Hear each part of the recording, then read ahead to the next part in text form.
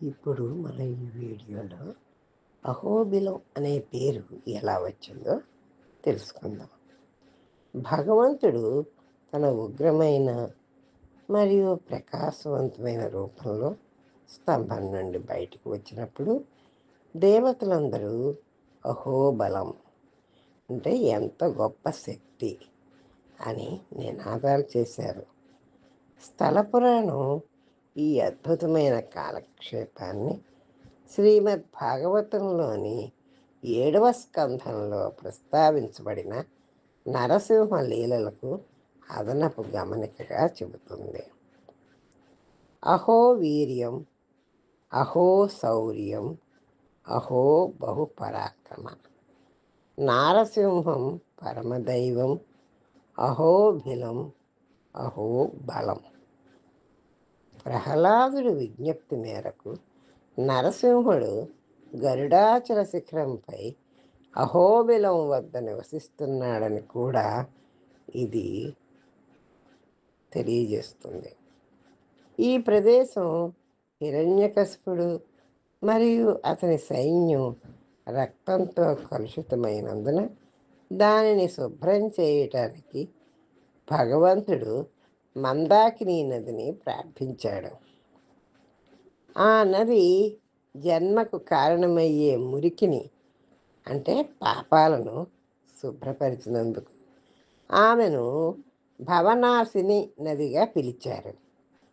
లక్ష్మీదేవి కనిపించి స్వామి ముడుచుకున్న కాలు మీద కూర్చుంది. ఆ విధంగా ఆ అడవి తోటకు లక్ష్మీవన్ అని పేరు వచ్చింది. భగవంతుడు మరియు ఆమె భార్య యొక్క ఈ అందమైన దృశ్యాన్ని చూసిన అన్ని గొప్ప ఋషులు అందరూ సమావేశమై వేదాల నుండి స్తుతులు మరియు శ్లోకాలు పాడారు. వారు జపించిన పర్వతం వేదాద్రిగా పిలువబడింది. బిల అంటే గుహ కారణంగా అహోబిలం అనే పేరు కూడా వచ్చింది. చాలా కాలం క్రితం నరసింహుడు హిరణ్యకశిపుని చంపటానికి కనిపించడానికి ముందే గరుడు నరసింహ రూపంలో ఉన్న భగవంతుని దర్శనం చేసుకోవాలనే కోరికతో తీవ్రమైన తపస్సు చేశాడు. అతనితో సంతోషించిన భగవంతుడు గరుడిని సమీపంలోని ఒక పెద్ద గుహలో తన నరసింహ అవతార రూపాన్ని చూడటానికి నడిపించాడు.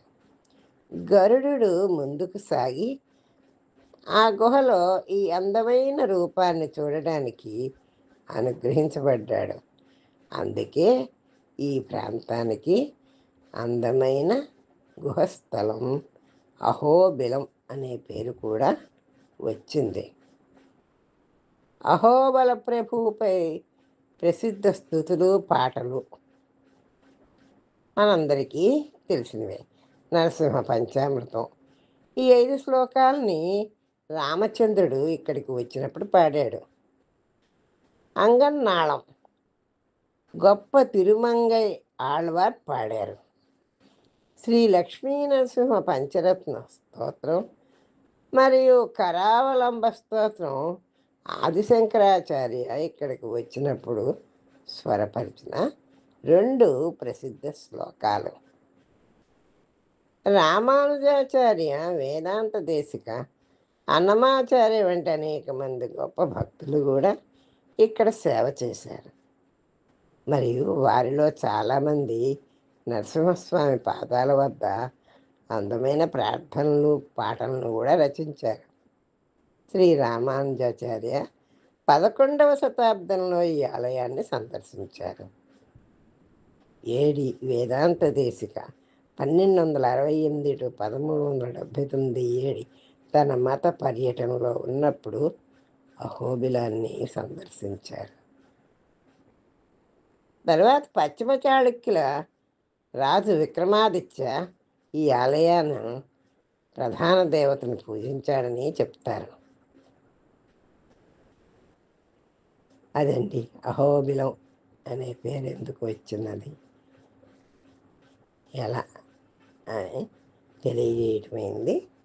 ఈ వీడియో మీకు నచ్చినట్టయితే లైక్ చేయండి, షేర్ చేయండి, సబ్స్క్రైబ్ చేయండి.